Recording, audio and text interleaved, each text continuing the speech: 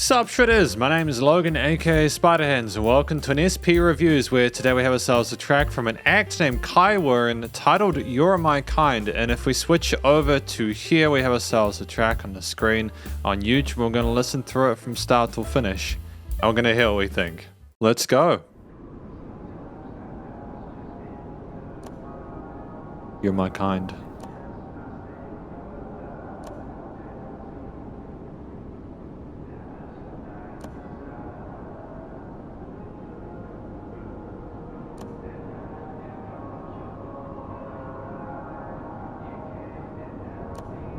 But it's very cinematic off the bat, isn't it? Very dramatic.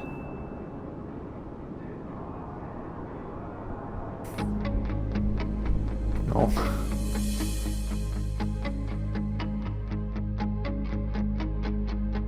I like the guitars, how they're recorded. Nice parallel major there on the chord progression. Sometimes our paths just intertwine. Sometimes it's just a state of mind to not see that person by your side. Ooh, that night emotions borderline. You came and helped me realign. You listen to all my silly whines. Shout out for having different chord progressions between the two halves of the verse, you know? It's just the little things that I appreciate alongside the really fresh tone to the drums, especially that snare drum. Fantastic tone to that part of the kit. And just the vocal melody on top. It's really friendly and accessible, and it makes you want to hear more. Telling me all your storylines, connecting your scars along with mine. And yet I did not notice why. All this while I know I've been so blind to figure out the signs you left behind. Maybe I'm out of my mind.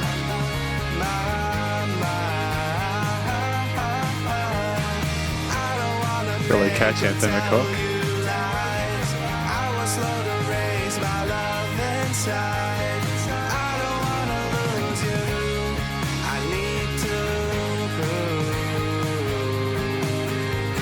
Oh, I understand it. So the story is basically talking about how he's realized that this person is actually damn near perfect for them and how he needs to get off the couch after feeling sorry for it, kind of rekindle that connection there.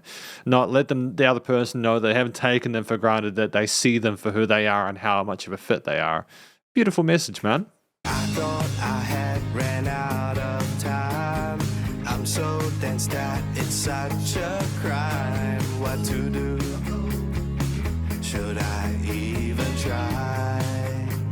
Ooh, remember That's chromaticism with the entail of that part. Connecting the puzzles in my mind, and you are my missing piece inside. Why? All this while I know I've been so blind to notice all the signs you left behind. Maybe I'm out of my mind.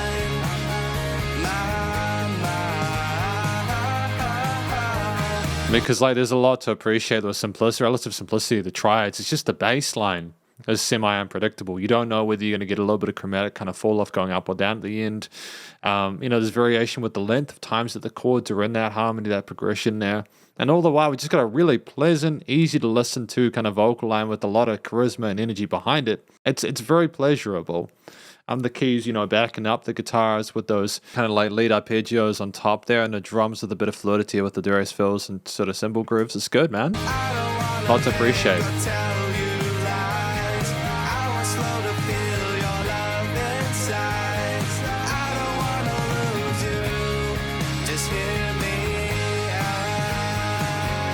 Oh, excellent.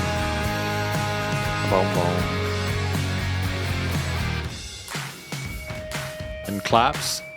Hey you, I wasn't confident at first.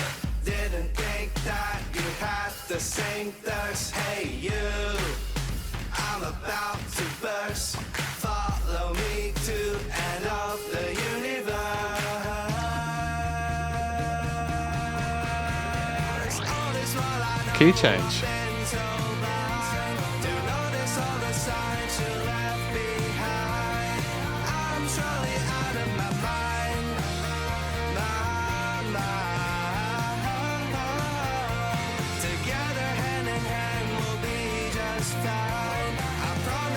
Is that actually like a synth lead on top? Is that what's going on there? It sounds very smooth, almost a portamento feel to that kind of lead melody on top with the vocals. It is a synth, isn't it?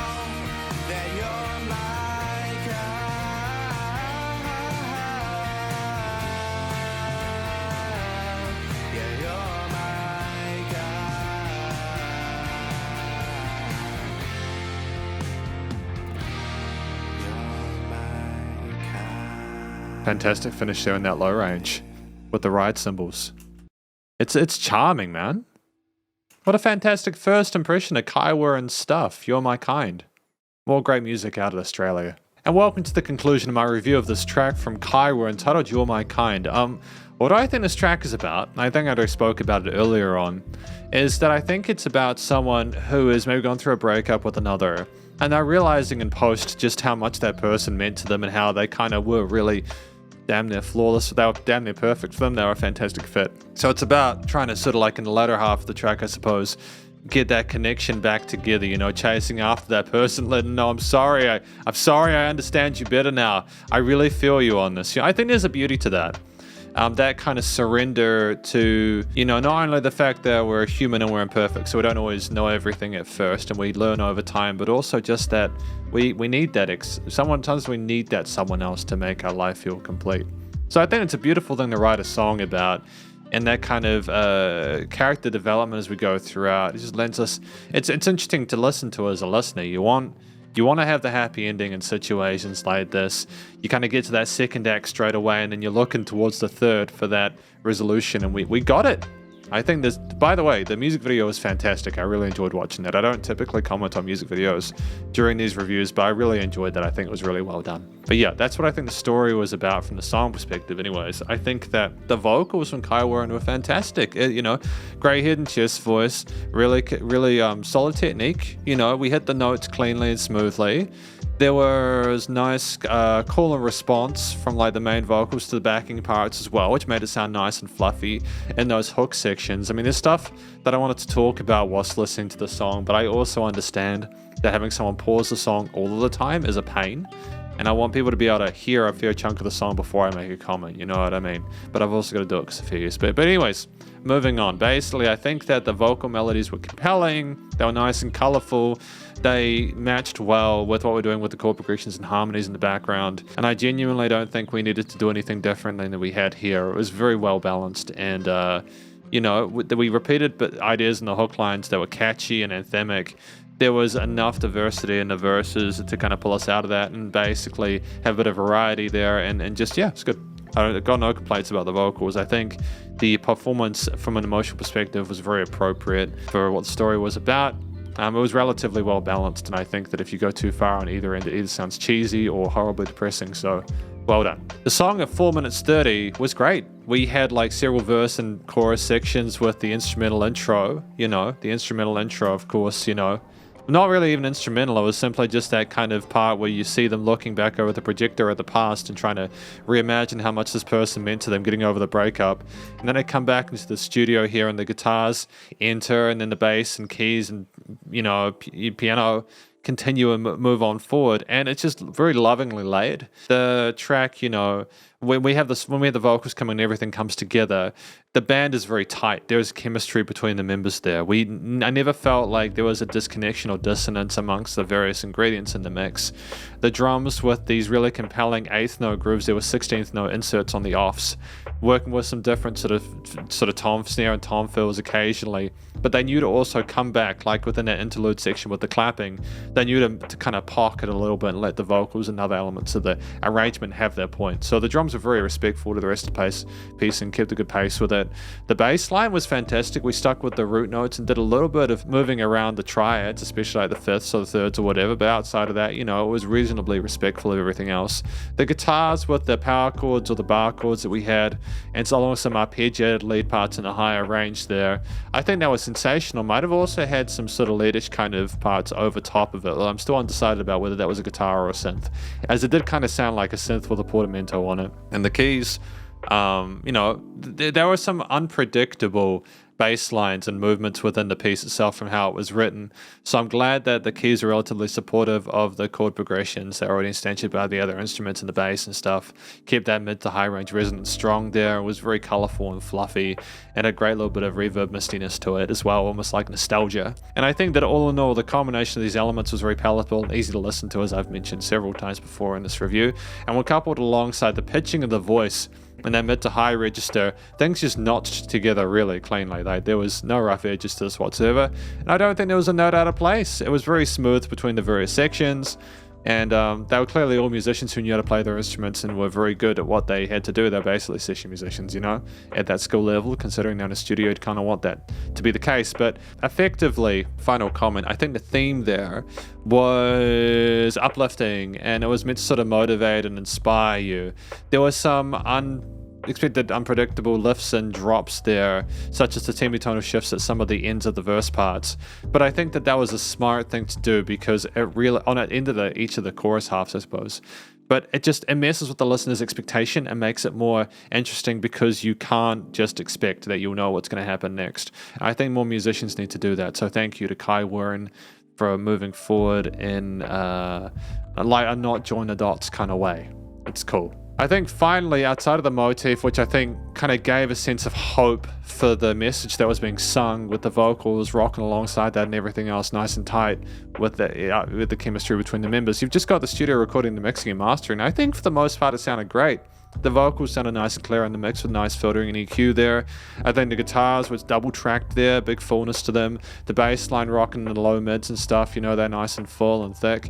With the bass lines, with the drum kit, should I say, nice and punchy without too much side chaining, not too much kind of poking its nose in and snuffing about.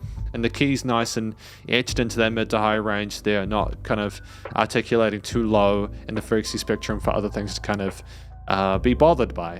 And I think that the niching of those things in the frequency spectrum left there a lack of resonant frequencies, which, made the compression and mixing, I assume, a hell of a lot easier. But things were also nice and wide. Like, one thing I liked was that the main vocals were in the center and the backing vocals were on the sides there.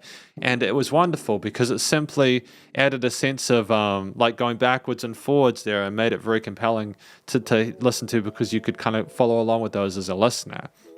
Just the little things, right? I like the fact there was dynamic range to it. When we came down for the hey part, when he was kind of like on the loud phone, the loudspeaker to his girlfriend, his lover. If things came down there, things became quiet. There was less kind of like perceived loudness there. There was changes in the dynamic range there with this track, and I think that it's great to have that flexibility there in regards to decibels, just simply to bring it down a little bit after that hook, bring it back up for the final chorus to lead us out, with the lovely little iteration of You're My Kind there on the vocals with the ride cymbals to finish us out, and we were done. And I think that was great use of 4.5 minutes. There was enough variety in the structure to keep it interesting for listeners, and I think also it just sounded commercial grade. I mean, I don't really have any complaints about the way that it was produced. Ultimately, it was nice and loud without pumping, and this is a very positive review, I suppose, of Kaiwyn's track You're My Kind. Great first impression, and hopefully you enjoyed it. If you did, please do go show them some love via the various social medias and a YouTube page, and stay cool and stay safe, and please remember to support your local musicians and artists at this point in time, as they need the help more than ever with all the crazy stuff going on in the world, and I'll catch you in the next review. Spiderhands out.